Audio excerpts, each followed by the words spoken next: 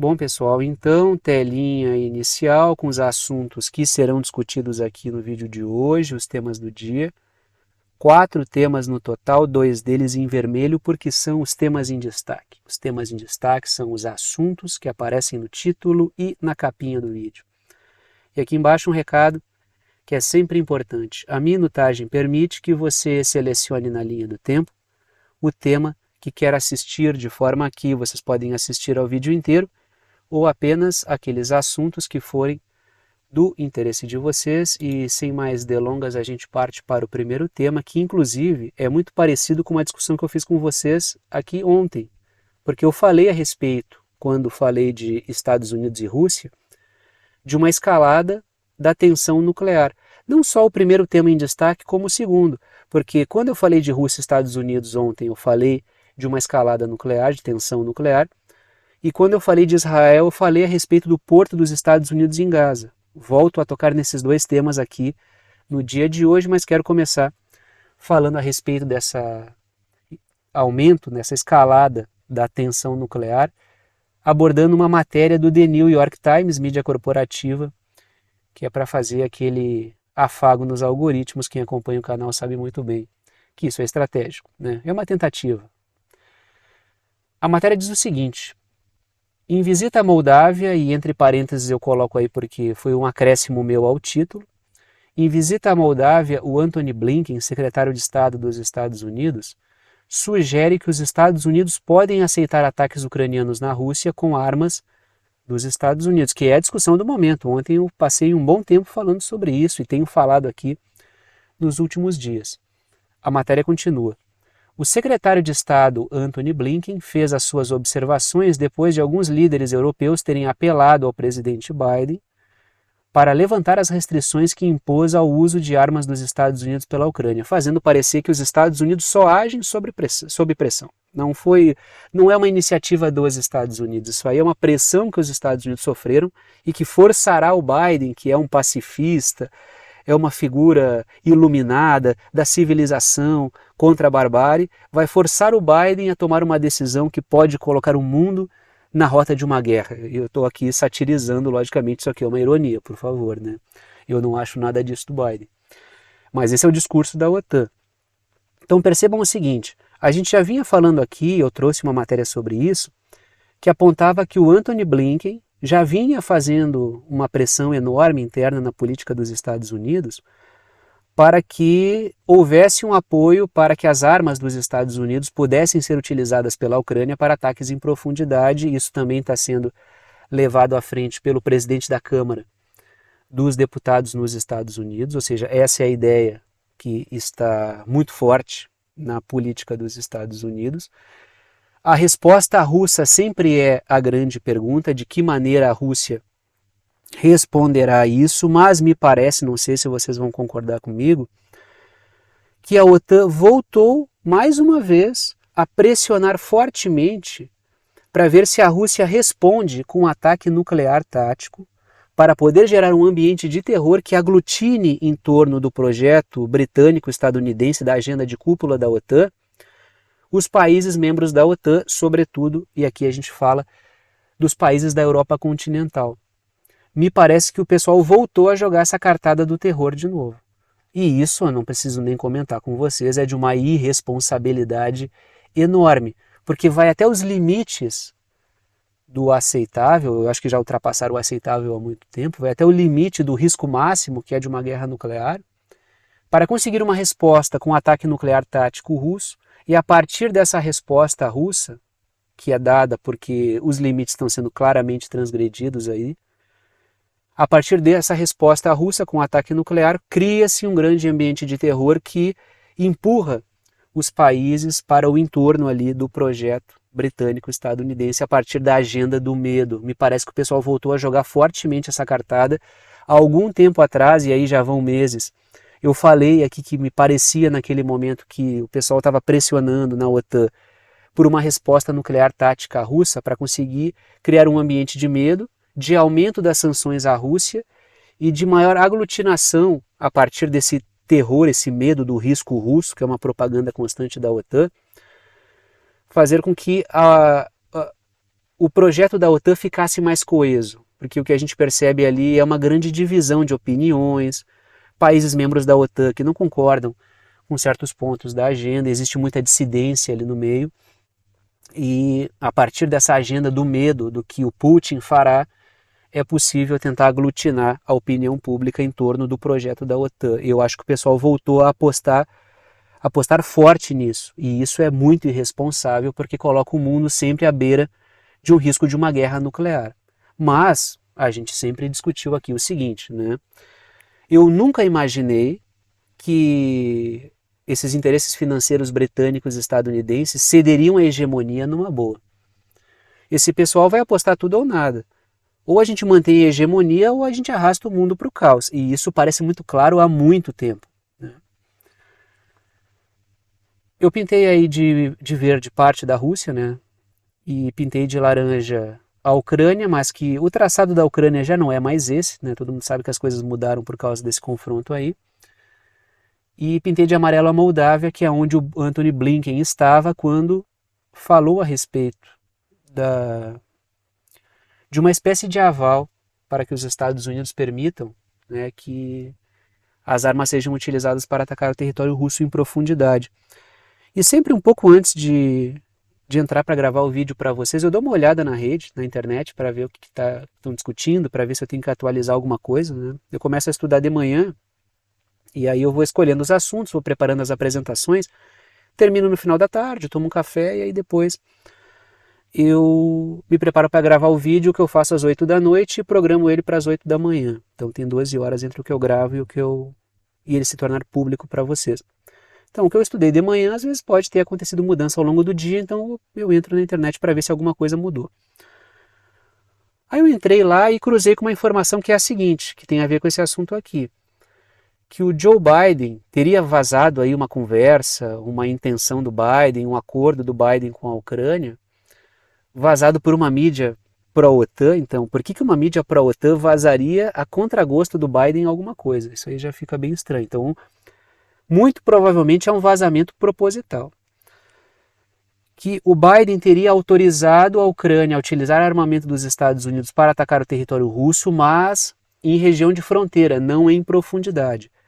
Ou seja, testando para ver qual vai ser a resposta. E também servindo como ferramenta de pressão sobre os outros países membros da OTAN.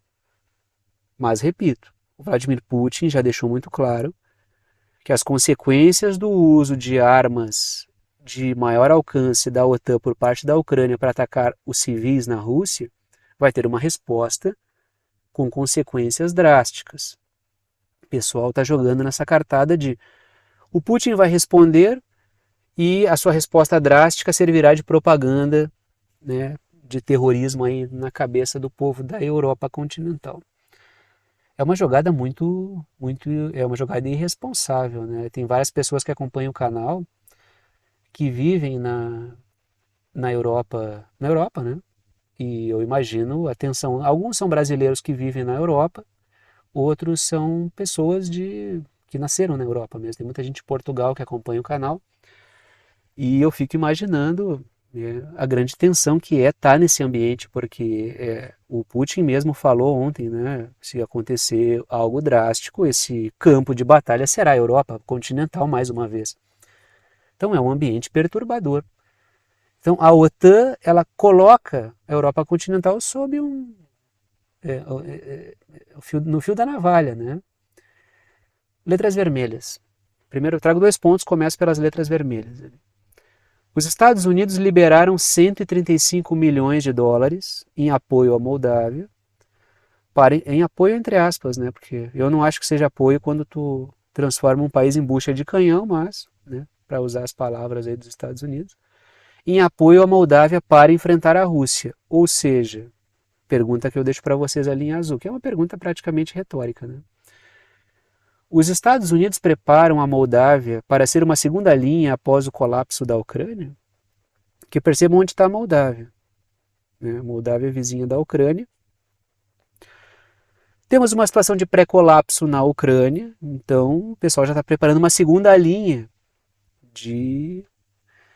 uma bucha de canhão de segunda linha ali, né? Já a segunda linha bucha de canhão que seria a Moldávia, já constituindo a continuidade do fronte e o aprofundamento dessa guerra para outros países.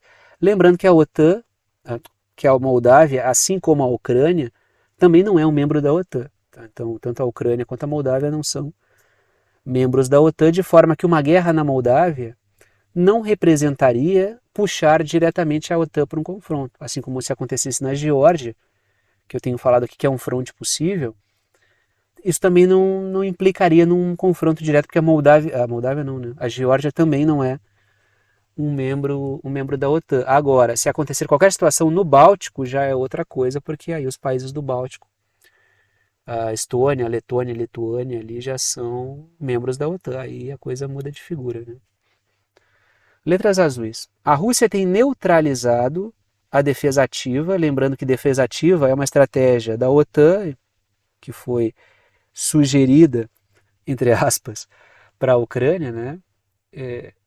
Segurar avanços russos, evitar avanços russos com tudo que puder, e atacar eventualmente o território russo para levar aos civis russos a sensação da guerra e tentar gerar percalços políticos para o Vladimir Putin. Só que como a Rússia ela neutralizou essa estratégia da defesa ativa, porque ela avança e cria zonas de segurança que tornam difícil, para não dizer impossível, atingir o território russo, isso força a OTAN a optar pelos mísseis de longo alcance. Então, a Rússia disse o seguinte há um tempo atrás, repito, quanto mais a OTAN forçar a Ucrânia a atingir o território russo em profundidade, mais a gente tem que avançar para criar uma zona de segurança. Então, se a arma tiver um número X de quilometragem de alcance, a gente vai ter que avançar aquele X de quilometragem de alcance para que a arma torne-se ineficaz para atingir os civis na Rússia. Por isso que é a criação de uma zona segura. Agora, a OTAN chegou em qual ponto? A gente vai ter que usar aquele armamento ali que tem uma quantidade maior de alcance e não tem muita saída. Por isso que é encruzilhada. A saída me parece ser essa, porque a estratégia da defesa ativa é o mínimo que a Ucrânia pode fazer. Que agora virou o máximo, né? Que é o que? Não permitir avanços russos e, eventualmente, atacar o território russo em profundidade quando for possível. Menos do que isso, é só a Ucrânia sequer atacar a Rússia. É a Ucrânia ficar ali num esforço tremendo de recrutamento, gasto de munição, apenas segurando a Rússia, que já não está dando para fazer. Ou seja, se isso aqui falhar, me parece que é colapso militar na Ucrânia. Por isso que a OTAN chegou a essa saída. Só que essa saída aí da Ucrânia, ela teve uma resposta da Rússia que a resposta vai ser dura. Letras vermelhas. O Putin tem repetido o alerta sobre consequências de permitir ataques com mísseis de longo alcance. O Putin, discuti isso com vocês ontem, né, falou várias vezes sobre paridade de armas táticas, tem falado de riscos nucleares, então, para bom entendedor, eu acho que meia palavra basta. Né? Eu vou continuar nessa questão da tensão aí, né? Matéria do portal político, que é esse portal aqui que liberou lá, que vazou o acordo do Biden com a Ucrânia. É um portal pró-OTAN, então, né? Vazamento proposital. Berlim está na ponta dos pés para permitir que a Ucrânia atinja a Rússia com armas alemãs. A matéria continua. O gabinete do chanceler Olaf Scholz, primeiro-ministro da Alemanha, afirma agora que a Ucrânia pode atingir o território do agressor. Se vocês lembrarem, a Alemanha tem feito, hoje eu estou meio bem Biden, né, trocando toda hora o nome dos países. A Alemanha ela tem resistido muito a isso. Tempos atrás até houve uma situação bem complicada ali, porque os britânicos pressionaram a Alemanha a enviar mísseis de longo alcance, a mandar tropas para a Ucrânia, e daí a Alemanha achou uma forma, respondendo, constrangendo os britânicos, dizendo que para enviar mísseis de longo alcance teria que mandar pessoal para a Ucrânia, teria que fazer exatamente igual os britânicos, aí já acabou revelando oficialmente que tem britânicos lá operando equipamento, o Reino Unido já se azedou, criou-se toda uma situação ali, tudo porque a Alemanha ela está evitando dentro das suas limitações de soberania que ela não tem, já que é um país basicamente ocupado pela OTAN, tentando evitar num debate público a autorização, porque isso vai indispor diretamente a Alemanha e a Rússia, e esse é um dos objetivos da agenda britânica estadunidense. O ideal seria que a Alemanha não fizesse e que a Alemanha reatasse as relações energéticas com a Rússia, porque isso favorece tanto a Alemanha quanto a Rússia e isso enfraquece o projeto da OTAN. Justamente por isso, os britânicos e os estadunidenses colocam no centro da agenda indispor a Alemanha e a Rússia. É essa indisposição aí que é um dos objetivos principais dessa guerra na Ucrânia, que está se difundindo para a Europa como um todo. Letras verdes. A OTAN tem pressionado a Alemanha para permitir que a Ucrânia use os seus mísseis Taurus. Aí a Ucrânia rebateu lá atrás, a Alemanha rebateu lá atrás, dizendo que não, eu vou ter que mandar o pessoal lá para a Ucrânia, igual os britânicos estão fazendo, e isso aí a gente não vai fazer. Aí naquele momento lá atrás se gerou todo um barulho. Aí houve uma contraproposta, se vocês lembrarem dessa discussão, da ministra das Relações Exteriores da Alemanha, que é Annalena Baerbock, que ela falou que, não, quem sabe os mísseis alemães vão para os britânicos e os britânicos mandam mais mísseis deles lá para a Ucrânia, que foi uma proposta alternativa. Agora o Olaf Scholz volta atrás e diz que de repente vai dar para usar. Então assim, o Olaf Scholz ele é uma figura muito gelatinosa, assim como a popularidade dele também já se dissolveu bastante.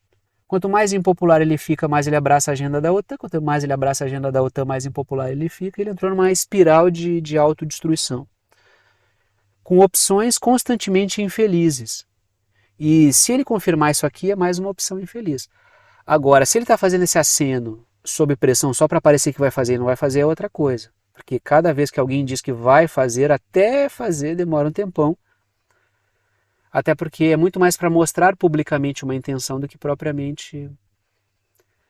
Porque ninguém quer ser o primeiro a fazer, ninguém quer parecer que está fugindo da raia, mas também ninguém quer quer se sujar na história. Então quem é que vai ser o primeiro a permitir que a Ucrânia use um míssil de maior alcance para atacar visivelmente o território russo em profundidade?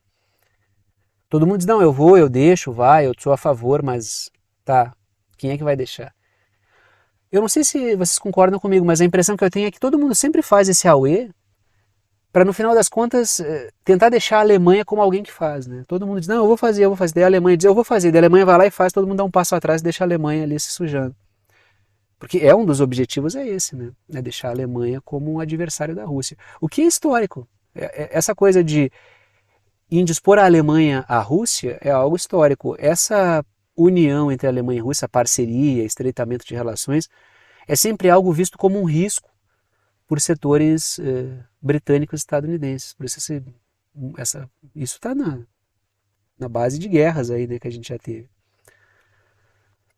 Letras azuis. Ao lado do Macron, o Olaf Scholz, então a fala dele foi feita quando ele estava ao lado do Macron. O Olaf Scholz, primeiro-ministro alemão, ao lado do presidente francês, disse que não se opõe aos ataques ao solo russo. E o Macron disse que pode enviar tropas para a Ucrânia. A pergunta que fica é, essas tropas vão para interceptar qualquer avanço russo em Odessa? Primeira pergunta. Eu até botei Odessa ali com ponto de interrogação. Se houver um entreveiro direto entre tropas francesas e russas na Ucrânia, isso vai disparar o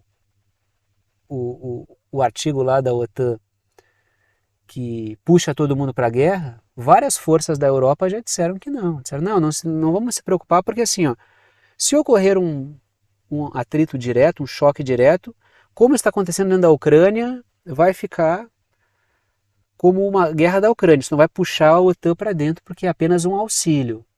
Mas o que vai acontecer a partir daí, né, desse episódio? Porque o Macron já falou mesmo que uma das suas intenções é evitar avanços russos em Odessa, porque Odessa é uma região, voltando aqui, né, Odessa é uma região ucraniana que ela está ao lado da Transnistria, que é uma região autônoma da Moldávia, que já tem presença militar russa.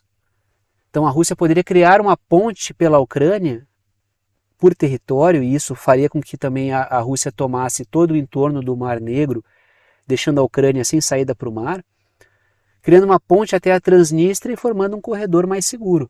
Justamente por isso a gente já vê o quê? A gente já vê a OTAN trabalhando junto com a Moldávia. Me parece que a Moldávia foi sorteada aí para ser a próxima bucha de canhão. Parabéns, Moldávia, vocês vão pagar caro aí, né? Agora, outra matéria, ainda nessa temática aí do terror na Europa, né? Os Estados Unidos preparam uma grande campanha de propaganda contra a Rússia na Escandinávia, diz a inteligência russa. Letras vermelhas. A OTAN parece estar forçando uma resposta mais contundente da Rússia para ampliar a sua campanha. Ontem eu discuti com vocês o quê? Não é possível criar um ambiente de medo generalizado se não existe um substrato real para isso. Ah, mas a guerra não é o bastante? Não está sendo. Me parece que não está sendo. Porque mesmo com uma guerra acontecendo na Ucrânia, o sentimento anti-Rússia ele não está tomando o povo europeu. De forma que é preciso criar mais fatos reais que possam embasar o medo. E isso deveria ser o quê? Uma resposta nuclear tática russa. O uso de armamento nuclear ele vai gerar sim um ambiente de terror. Tá? Eu estou falando isso faz tempo. Da outra vez que começou essa situação a ser construída, ela não desembocou numa resposta porque a Rússia soube conduzir, contornar a situação e continuou avançando e obteve sucesso. Agora a OTAN cria novamente circunstâncias para tentar colocar a Rússia contra a parede de forma que ela responda com ataque nuclear tático. Se isso acontecer, a tensão ela vai dar um salto de patamar, não, ela não vai assim, não vai subir um degrau, ela vai pular vários degraus. E aí a tensão vai crescer muito, o ambiente na mídia vai ser de terror, a internet vai ficar insuportável e a gente vai ter uma outra relação de observação em relação a essa guerra. Você pode dizer, não é assim, eu acho que está exagerando. Vai ser assim. E vai ser muito fácil pessoas mudarem de opinião, que foi o que eu discuti com vocês aqui ontem. O primeiro uso de um armamento nuclear tático na guerra vai gerar um senhor barulho aí. Né? E isso vai gerar um ambiente de medo, de incerteza, e esse é o ambiente favorito que a OTAN usa para moldar mentes. Tá? Então, a partir do momento que, se acontecer, tu achou a notícia, teve certeza que é ela, né? Porque muita gente fala de ataques nucleares que nunca aconteceram. Confirmou, foi aquilo ali, aí o ambiente muda bastante. Não tanto dos governos, né? Teve até um camarada que comentou, e eu acho correto o comentário dele. Mas tem muito governante, muito governo que já está afim de ver a Rússia apertar mais o botão do foda-se, como se diz, me perdoa a expressão, né? Para gerar mais dano, assim, porque muita gente já está de saco cheio desse trabalho da OTAN. Só que os governos são pressionados pela população, e a população é alvo de campanha. E é aí que o pessoal trabalha, nessa pressão da população contra o governo. Né? Falei palavrão aqui, o palavrão ele reduz o alcance. Eu já fiz testes fazendo vídeos com e sem, e ele reduz, né? Mas enfim, às vezes sai, né? Não tem como eu segurar também. Mas eu já percebi que ele reduz o alcance. Né? Mas não tem, vai ter que sair, eu sou um ser humano, né? Mas enfim, a gente volta para esse ambiente aí, né, de tentativa de uma campanha de disseminação do medo. Se acontecer uma resposta nuclear, vai acontecer essa campanha aí. Letras verdes. O medo da Rússia daria lastro a uma economia de guerra de supercontrole na bolha da OTAN, que é o que se tenta. O que seria a bolha da OTAN? Seria os membros da OTAN numa relação de submissão à agenda britânica e estadunidense a partir de um ambiente de pré-guerra que gere esse medo, que faça com que a sociedade autorize essa economia de exceção, que ela vai estar diretamente atrelada às decisões dos Estados Unidos, basicamente. Ou seja, é um ambiente de exceção. Os Estados Unidos são nossa liderança e a gente vai fazer todo o necessário, devotando todo o esforço possível a ganhar essa guerra e investindo o máximo possível no setor de defesa. E quem é que vai vender as armas? Né? Então é esse que é o ponto. Só que por dentro da OTAN tem a França correndo também, né, para disputar o mercado de armas com os Estados Unidos. Isso gera um embate interno que é bastante interessante, não para torcer pela França, mas para torcer pela luta, né, pela briga. Letras azuis. Lembrando que dias atrás, eu falei sobre isso com vocês aqui, a Suécia falou sem provas sobre um possível ataque russo à ilha de Gotland. E que é essa aqui, né? Está ali circulado em vermelho à esquerda, né? No mapa da esquerda ali. Eu circulei em vermelho Kaliningrado, que é território russo, e a ilha de Gotland, que é sueca. Pintei a Rússia de verde e a Suécia de laranja. E tanto Kaliningrado quanto a ilha de Gotland são territórios, digamos assim, são estratégicos para uma guerra no Mar Báltico, né? Então a Suécia falou sobre Gotland sem nenhuma prova, mas já nessa trilha de gerar um ambiente de medo. Temos que nos preparar, porque a Rússia vai invadir. Inclusive a Alemanha já deu até data, né, prazo. Será em 2025 que a Rússia vai invadir países da Europa. A Rússia rebateu como algo ridículo, né? Isso é tipo, só chamou de previsão zodiacal, né, por parte da Alemanha. Continuamos aí nesse ambiente de tensão. A Rússia diz que pode tomar medidas adicionais de dissuasão nuclear se os Estados Unidos colocarem mísseis na Europa e Ásia. Letras vermelhas. Os Estados Unidos estão instalando armas de médio alcance para poderem atingir armas nucleares russas, e é isso que a Rússia está ficando incomodada, que é essa instalação sistemática de armas que fiquem ao alcance de armamento, armazéns, estoques, né, de pontos de armazenagem militares da Rússia. Isso está incomodando bastante a Rússia, né? Letras verdes. Recentemente os Estados Unidos instalaram mísseis de médio alcance nas Filipinas para deixar a China na alça de mira. Então convém, isso aí quem disse, eu ouvi falando sobre isso foi o Sergei Lavrov, que é o Relações Exteriores da Rússia, reclamando dessa conduta, uma tentativa de conduta intimidadora dos Estados Unidos aí de ficar espalhando mísseis de médio e longo alcance pelo mundo. E então as Filipinas ali, né, pintadas de amarelo no mapa menor da direita, que está bem embaixo de mim aqui, né? Parte da China pintada em laranja e as Filipinas pintadas de amarelo. Agora, já que estamos falando de China, né, continuamos na vizinhança ali, porque os Estados Unidos ele amplia a tensão nuclear nas Coreias, mais temática nuclear. Trago a seguinte matéria. Os Estados Unidos no quintal da China. Um senador, que é um senador republicano, que é o Roger Wicker, pede a reimplantação de armas nucleares táticas na Coreia do Sul. O que, diga-se de passagem, é uma vontade da Coreia do Sul para equilibrar o desenvolvimento nuclear da Coreia do Norte. Então isso é do interesse da Coreia do Sul. A Coreia do Sul já insistiu, inclusive, que quer troca de tecnologia nuclear para produzir o seu próprio armamento nuclear. Os Estados Unidos, logicamente, não farão, porque não é muito do interesse. Ser base para as minhas armas, ser base para as minhas tropas, tudo bem. Agora, desenvolver você mesmo, isso não é muito do nosso interesse. Mas assim, a circunstância ela vai forçando novas medidas, tanto é que a Coreia do Norte lançou o seu satélite espião, não deu muito tempo, os Estados Unidos já ajudaram a Coreia do Sul a lançar o seu. Então o jogo é assim, diga-se de passagem, nesse ponto até a Coreia do Norte tem que agradecer a Coreia do Sul, né? Porque os Estados Unidos vão sendo obrigados a ceder mais tecnologia e atender mais a pedidos da Coreia do Sul, porque a Coreia do Norte vai impondo mais medo. Aí eu pintei a Coreia do Norte de amarelo e a Coreia do Sul de laranja, né? E a China está pintada de verde. Letras vermelhas. Ele diz, o senador, né, o Roger Wicker aí, que a Rússia e a China neutralizam os efeitos das sanções contra a Coreia do Norte, ou seja, apenas sancionar a Coreia do Norte já não é mais caminho. Muita gente já percebeu que as sanções como armas são limitadas, elas têm a sua limitação.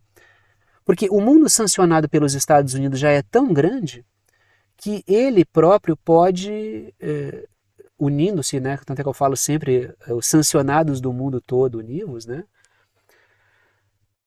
os Estados Unidos sancionam tanta gente que os sancionados já são maioria, daí eles podem formar uma via alternativa. Isso além da China e da Rússia barrarem qualquer tentativa via Conselho de Segurança da ONU de promover qualquer bloqueio contra a Coreia do Norte. Por quê? Quando a Coreia do Norte ela era mais amplamente sancionada e os outros países nem tanto, a Coreia do Norte ficava lá, né, numa espécie de limbo, né, se desenvolvendo, mantendo sua economia como dava e avançando como uma força dissidente. Conforme todo mundo vai sendo sancionado, a Coreia do Norte, assim como a Venezuela, assim como o Irã, assim como Nicarágua, assim como Cuba, começam a olhar para o cenário e pensar o seguinte: não, tem mais gente comigo agora, né? Agora vocês entendem o meu lado, agora vocês vão fazer mais negócios comigo. Por quê? Porque todo mundo começa a ser sancionado tão amplamente que já não há digamos, um dano tão grande sofrer sanções. Quando os Estados Unidos dizem para o Irã, a gente vai te sancionar mais, o Irã vai dizer, mas o que vocês vão me sancionar mais? O que vocês já não tenham sancionado. Não tô nem aí para vocês, entendeu? Letras azuis. A Coreia do Norte tem desenvolvido armas nucleares que podem atingir os Estados Unidos. E o senador aí colocou isso na mesa. Não, a gente tem que parar esses caras porque eles já têm mísseis que alcançam o nosso território. E já foram feitos testes pela Coreia do Norte que demonstram que isso é verdade. Então os Estados Unidos ali já. Não, os caras não estão brincando. Eles já têm armamento que atinge aqui o nosso território. Letras azuis. Ele pede, o senador, que os Estados Unidos criem uma coalizão entre Coreia do Sul, Japão e Austrália, lembrando sempre das dificuldades que é enfiar Coreia do Sul e Japão numa mesma coalizão, porque existem muitos atritos históricos ali. Os sul-coreanos não gostam nada dos japoneses e que instale armas nucleares nesses países. E, entre parênteses, eu coloquei, o Kim Jong-un fez aí mais uns 10 disparos aí de exercício, já colocou todo mundo em polvorosa lá, para mostrar o que, olha, vamos acalmar o clima. Teve até notícias aí dessa coisa de Coreia do Sul lança balão com DVD ou CD de K-pop. A Coreia do Norte devolve com balão com saco de lixo, né, de volta. O saco de lixo é muito melhor do que K-pop, né? E então é, é esse jogo de tensões mais bem-humoradas, digamos assim, mas que revela que existe uma tensão que não é nada engraçada entre os dois, né? Que é um ambiente de constante tensão, mas normalmente a Coreia do Norte ela faz esses exercícios quando ela se sente agredida. Tem exercício dos Estados Unidos lá, ela faz isso, né? Já que estamos na região, e falei das Filipinas agora há pouco, dos mísseis de médio alcance, matéria do South China Morning Post. A maioria dos filipinos diz que apoia a neutralidade em relação a Taiwan e quer que Manila se concentre na frente interna, ou seja, quer que o seu governo se concentre nas questões internas do país, porque a população não está gostando nada dessa discussão sobre guerra com a China. A matéria continua. Cerca de 86% dos filipinos inquiridos ou questionados, a nível nacional, queriam que o seu país permanecesse neutro no caso de um conflito através do estreito, ou seja, em relação à questão de Taiwan. Essa é a posição de quase todas as populações do entorno. Ninguém quer saber de guerra por causa de Taiwan. Porque ninguém quer, e isso já foi dito, que os Estados Unidos coloquem o seu governo na situação do nós ou eles, ou apoiam os Estados Unidos ou apoiam a China. Ninguém quer ser colocado nessa situação. Isso não é só na Ásia, isso também vale para a África, isso também vale para a América Latina. Os países querem pensar nos seus interesses. Eu quero negociar com quem quiser negociar desde que eu ganhe com isso. O resto é o resto. E eu acho que é uma conduta, né? Essa é a conduta, a possibilidade que surge quando os grandes conflitam lá em cima, é que as forças menores e médias possam também ganhar o seu espaço. O que é a multipolaridade? A possibilidade desses países colocarem mais a sua vontade na mesa. Porque já não existe mais uma hegemonia. Isso é importante. Letras vermelhas. Porque assim, ó, a vontade de colocar a sua voz na mesa sempre existe. Agora, o que não existe normalmente são condições materiais. Agora, com o choque, o atrito entre os grandes e a perda de hegemonia da OTAN, esse cenário é possível. Aí começam a emergir negociações mais complexas. As forças anti-hegemônicas têm que fazer concessões. É um ambiente turbulento, mas é um ambiente de oportunidade. Letras vermelhas, 2/3 dos filipinos discordam de como o presidente filipino, que é o Ferdinand Marcos Júnior, que é o Bong Bong Marcos, conduz as questões no Mar do Sul da China. Então a maioria discorda e não quer uma guerra com a China, né?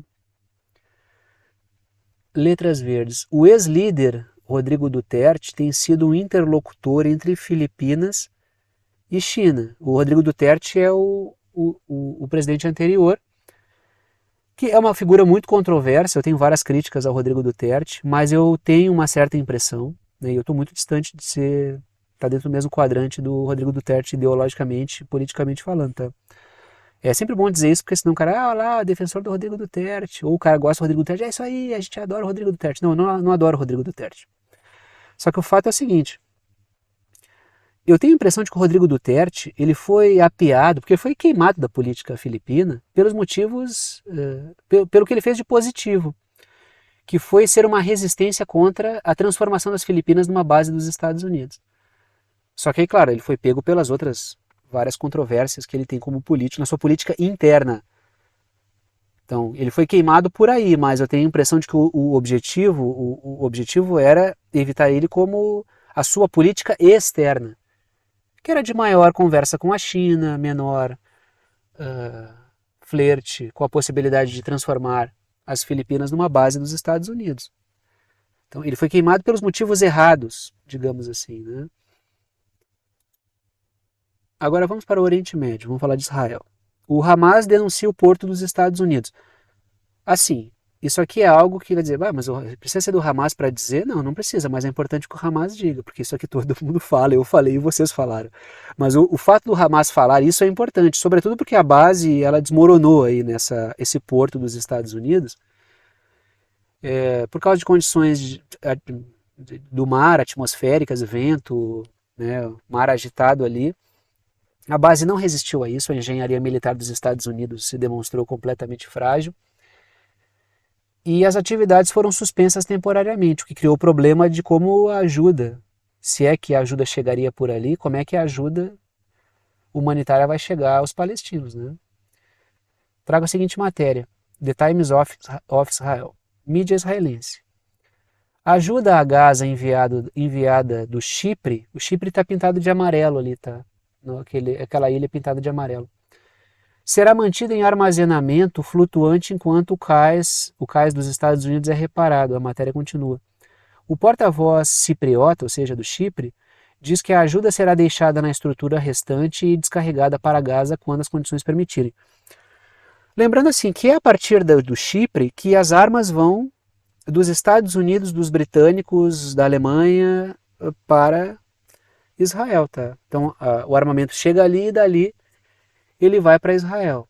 Só para a gente colocar aqui a importância do Chipre. Então, né, se vai chegar um saco de arroz com um fuzil dentro, um saco de feijão com um canhão dentro, um tanque dentro de um malote de farinha de trigo, essa é a grande questão. Agora, que todo mundo sabe que aquele porto ali tem por função armar Israel e ser um apoio para o pós-massacre, ocupação de Israel, não há dúvida nenhuma. Letras vermelhas. Eu circulei a faixa de gás em vermelho ali para vocês. Tá? O Hamas disse que o porto é uma fachada humanitária para Israel receber armas nos Estados Unidos. Nenhum de vocês duvidou disso, eu nunca duvidei disso, a gente sempre falou isso. Mas o Hamas expor é bom, por quê? Porque isso vai virar notícia. Né? Letras azuis. O porto também tem função central no pós-massacre para manter a ocupação israelense. Então sempre foi um porto de apoio a Israel. E outra, isso servia de propaganda dos Estados Unidos como aquele que centraliza a ajuda humanitária. O que também já é aquela coisa da arma entrar junto. E isso retirou do Egito a sua importância como ponto de entrada de ajuda humanitária para Israel, para a faixa de Gaza. o que enfureceu o Egito. Então foi uma sabotagem do Egito também, essa tomada da passagem de Rafah ali, né? Letras azuis. O porto vinha sendo ineficaz para a entrega de ajuda aos civis palestinos, não representando um substituto real à passagem por Rafah. Ou seja, pô, agora o que vai ser dos palestinos sem o porto dos Estados Unidos em Gaza? O porto já não vinha servindo para muita coisa. A quantidade de caminhões que vinham entrando com ajuda ali era uma quantidade ridícula. A ajuda por via aérea é uma gota no oceano. Não adianta nada. Então, onde há estrutura para entrega de ajuda humanitária é pela passagem em Rafah e para isso ter que devolver para o Egito a sua importância como ponto de entrada de ajuda humanitária para os palestinos. Matéria da Reuters. Isso aqui, todos os dias tem alguma matéria que irrita especialmente mais do que outras, né? Essa aqui é aquela do dia que irrita mais do que outras.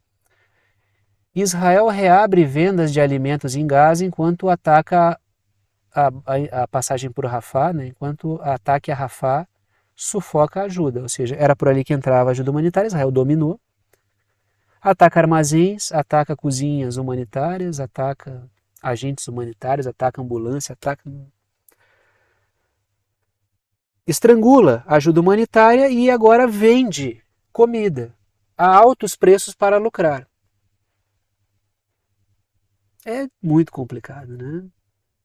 Como é que a gente classifica isso aí? É como se todos os dias eu fosse... Esses dias eu e a minha esposa, a gente estava vendo na TV e estava lá um militar representante de Israel falando. Ela disse, cara, que nojo desse cara falando e tal. Eu comentei com ela, cara, isso aí é o que eu leio todos os dias, entendeu? E isso me faz um mal profundo, porque o Estado de Israel, ele é... né? As práticas do Estado de Israel contra os palestinos fazem mal para a gente, fazem mal para o mundo. Fazem muito mal para o mundo essas práticas sionistas. O sionismo faz muito mal para o mundo. E despertam pior nas pessoas, né? Porque esse processual que eles seguem, ele é tão asqueroso que a pessoa... A minha esposa estava comendo, ela disse que perdeu até a fome, que ela não conseguia nem olhar aquele cara falando na TV. E olha que ela não acompanha diariamente como eu, né? A gente conversa, ela tem o trabalho dela, eu tenho o meu. Mas a gente troca uma ideia lá que eu não vou ficar também despejando em cima da mulher todas as coisas que eu leio, porque senão a pessoa vai ficar mal, né? Agora ela ficou ali vendo aquele cara falar por uns 5, 10 minutos, ela disse que não conseguia mais nem olhar para ele, perdeu até a fome, deu até nojo nela. Por quê? Porque é uma fala cínica, cretina, desumana. Por isso que eu falei, se a gente começa a transmitir mais as coisas que Israel faz, as pessoas vão ter noção do que Israel é, do que é o sionismo. E olhem isso aqui, é esse tipo de coisa, sabe? Então, os caras produzem a escassez de alimentos, usam a fome como arma, e agora, para querer parecer que estão fazendo algo perante o público e para ganhar muito dinheiro, eles vendem comida num ambiente de fome completa. Letras vermelhas. Israel contactou comerciantes em Gaza para voltar a comprar produtos de Israel para a venda. Letras verdes. Israel aproveita a crise humanitária e a fome para lucrar vendendo alimentos em pleno massacre. Letras azuis. A oferta de produtos de Israel atende menos de 5% da demanda de Gaza, permitindo lucros extraordinários por causa da escassez de produtos.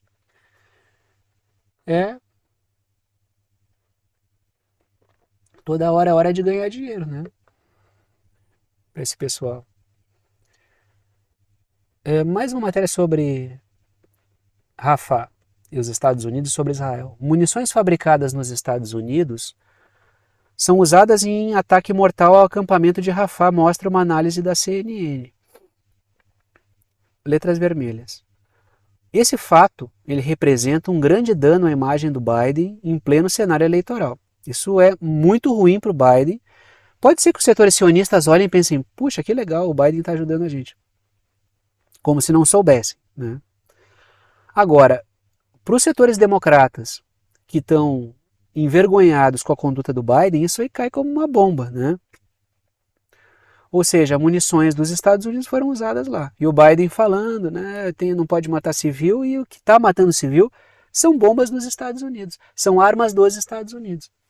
O Trump deve estar assistindo isso aí dando risada, Por quê? Porque isso aí é muito prejudicial para o Biden em termos eleitorais. Letras verdes. Setores da OTAN estão incomodados, já que o massacre em Gaza atrapalha projetos regionais. Então tem gente que está pressionando a parar com isso. Porque gostam dos palestinos, porque são humanitários? Não, são setores tão psicopatas quanto os que matam palestinos. Agora, isso está atrapalhando projetos regionais, os acordos de Abraão, o estabelecimento de um braço da OTAN no mundo islâmico em conexão com Israel, né, que é um Estado judeu. Então, assim, tem setores que não gostam disso. Nem todo setor concorda com o massacre de palestino. Não porque goste de palestino ou que seja humanitário, mas porque isso faz com que ele perca dinheiro. É uma mera questão de alocação de dinheiro. Tem negócio imobiliário que poderia acontecer, de parceria entre Israel, Arábia Saudita, Emirados Árabes. Tudo isso está parado. Por quê? Por causa do massacre que atende a uma demanda do sionismo raiz. Mas nem todo mundo é sionista raiz. Inclusive, como tem muitos setores que são sionistas que estão vendo assim, na ponta do lápis isso aí não está compensando. Aí deixamos para depois, né? Aí já que estamos na região, vamos encerrar por aí, né? Falando de Israel, numa conexão com Turquia e Azerbaijão. O petróleo segue fluindo da Turquia para Israel, embora os caras tenham falado aí que o Erdogan, né, tenha dito que não iria mais comercializar com Israel. Mas vamos ver, tem investigação jornalística aí acontecendo, né, sobre isso. O presidente turco Erdogan chama o Netanyahu de vampiro e diz que Israel é uma ameaça para o mundo inteiro. Verbalmente, o Erdogan ele manda ver. O espírito da ONU está morto, diz o Erdogan, criticando o organismo mundial. Primeira coisa, é preciso perceber que o Erdogan ele usa esse apelo para ganhar popularidade dentro da Turquia. Segundo, ele usa esse apelo para projetar-se como um líder islâmico internacional. Agora, os negócios entre Turquia, Israel e Azerbaijão são importantes comercialmente. Então o Erdogan ele fala coisas que vão gerar projeção política, mas ele não pode descuidar das relações econômicas, porque um dos motivos pelos quais ele perde apelo eleitoral é a crise econômica que a Turquia vive. Então ele tenta fazer os dois ao mesmo tempo, só que uma coisa contradiz a outra. E quanto mais o tempo passa e mais investigações jornalísticas mostram que ele diz que vai, mas não vai, ele fica parecendo o cara que só fala e não faz nada. Que é um anti-sionista de brinquedo, de gogó. Ele é uma figura ensaboada, né? Mas o Erdogan já esteve em melhor momento. Já falei várias vezes do Erdogan, tinha gente que me xingava, tu é pró-Erdogan. Não estou só pró-Erdogan. Muito longe disso, diga-se de passagem. Agora, só estou citando algumas habilidades que o Erdogan vinha tendo para lidar com a situação. Mas a situação, o caldo está entornando e está ficando difícil para ele. Letras vermelhas. Mas o petróleo continua fluindo da Turquia para Israel. Lembrando que é um petróleo que vem do Azerbaijão através de um oleoduto. E da Turquia ele vai via navio até Israel. E ele faz isso mesmo após o boicote comercial total da Turquia contra Israel, né? Letras azuis. O produto vai por um oleoduto do Azerbaijão para a Turquia e de navio até Israel. Aí a pergunta que fica é, mas por que diabos então, se o cara falou que teria um boicote total, por que o petróleo continua saindo da Turquia e indo para Israel, né? Vai do Azerbaijão para a Turquia, da Turquia para Israel. O Azerbaijão é um dos grandes fornecedores de petróleo para Israel. Eu acho que é o petróleo, Israel basicamente é abastecido por petróleo do Azerbaijão, petróleo da Nigéria e petróleo do Cazaquistão, se eu não me engano. Tá? Tem mais gente aí, mas basicamente são esses três aí, né? Letras azuis. Contratos entre Turquia e Azerbaijão determinam que o petróleo seguirá para Israel, mesmo em um cenário de guerra ou de terrorismo. A pergunta fica a Turquia está de mãos atadas porque realmente os contratos eles não permitem que a Turquia cesse o envio de petróleo do Azerbaijão. Agora, se esse contrato já ter sido assim, já para a Turquia dizer, não, faz um contratinho aí que mesmo eu possa falar prometer mundos e fundos, mas eu tenho que manter por interesse econômico nosso. Porque até o ganho da Turquia não é tão grande no meio dessa transação aí, tá? Mas o fato é, Turquia, Azerbaijão e Israel fazem uma trinca ali de interesses que se alimentam muito. Tá? E já que estamos falando de Azerbaijão, continuamos em relação com a Armênia aqui. Né? Eu não pintei a Armênia, tá? Mas estão vendo a Turquia pintada de verde ali. Né? Eu fiz até uma linha vermelha, porque o oleoduto vai do Azerbaijão até a Turquia e do litoral vai até Israel. Mas a Turquia está pintada de verde e o Azerbaijão está pintado de laranja. E entre os dois aí, tem um país que não está pintado ali, né? Tem a Geórgia mais ao norte e ao sul da Geórgia tem a Armênia, que está encaixada bem no meio da Turquia e do Azerbaijão. Para a infelicidade da Armênia, né? Tem uma péssima relação com ambos. Trago a seguinte matéria: milhares manifestam-se na Armênia em protesto contra a transferência de terras para o Azerbaijão. A matéria continua. Milhares de armênios, peço desculpa pelo acento aí, esqueci de trocar o segundo ali, né, com acento agudo. Milhares de armênios organizaram um protesto antigovernamental no domingo, exigindo a demissão do primeiro-ministro Pashinyan, devido às concessões territoriais ao vizinho arqui-inimigo, o Azerbaijão. Lá atrás eu falei que o Pashinyan ia pagar caro pela política que fez, que, sim, foi uma política que basicamente entregou os territórios para o Azerbaijão, não construiu um meio de campo suficiente para uma negociação. A OTAN fez o trabalho primordial, que foi fazer que nem viu nada, né? Deixa o Azerbaijão trucidar lá os armênios e tomar de assalto um território que internacionalmente, diga-se de passagem, é reconhecido como do Azerbaijão, que é Nagorno-Karabakh, não é reconhecido internacionalmente como da Armênia, embora historicamente até as pedras da rua saibam que tem armênio lá há muito tempo, tempos imemoriais. Agora, todo mundo fez que não viu, e aí o território acabou ficando com o Azerbaijão, e há muitos indícios de que isso foi uma moeda de troca. Primeiro, para o Azerbaijão sair fora dessa situação e parar de pressionar a Armênia. Segundo, para o Pashinyan ter o apoio da OTAN. E aí todo mundo saiu ganhando com isso. Todo mundo saiu ganhando, menos o pessoal de Nagorno-Karabakh, que sofreu, muitos foram assassinados. Expulsão de mais de 100 mil pessoas no intervalo de horas. Isso aí é crime humanitário, né? Porque promover a remoção, o deslocamento de pessoas em massa é crime. Só que ficou tudo por isso mesmo, não houve nenhum tipo de repercussão. Eu digo no mundo dos poderosos, não houve repercussão, não houve, tá? Quem repercutiu foi o quê? Foi o meu canal, canais alternativos, pessoas ligadas aos armênios, né, movimentos políticos de segunda linha. Agora, não houve grandes manifestações sobre isso. Houve um silêncio ali. Mas eu falei, o Pashinyan vai pagar por isso, porque muitas dessas pessoas que saem de Nagorno-Karabakh, quase todas elas, estão indo para a Armênia. E lá está o Pashinyan, que não se movimentou muito contra isso também. Ele teceu muito mal o cenário. Letras vermelhas. O Pashinyan contava com o apoio da OTAN após a perda de Nagorno-Karabakh para o Azerbaijão. E a OTAN onde está? Agora o cara é alvo de protesto. Alguém acha que a OTAN vai se movimentar muito aí para salvar o Pashinyan? Mais um que entrou no conto do... Eu falei aqui, conforme o Pashinyan ia se encontrando com o chefe da CIA, com o representante da USAID, eu falei, olha lá, tá conversando com os caras. Ele acha que esses caras vão defender ele. E acabou que o Pashinyan tá tendo um destino complicado aí para ele, politicamente, né? Letras verdes. A OTAN explorou o episódio para afastar a Armênia e a Rússia, o que realmente se afastaram. E o Pashinyan, ele sempre foi uma figura muito pró-OTAN. E a Rússia foi colocada em um impasse, porque ela é muito parceira do Azerbaijão. Tem ótimos laços militares, interesses econômicos. Aí a Rússia ficou entre ajudar a Armênia, com quem tem um tratado de segurança,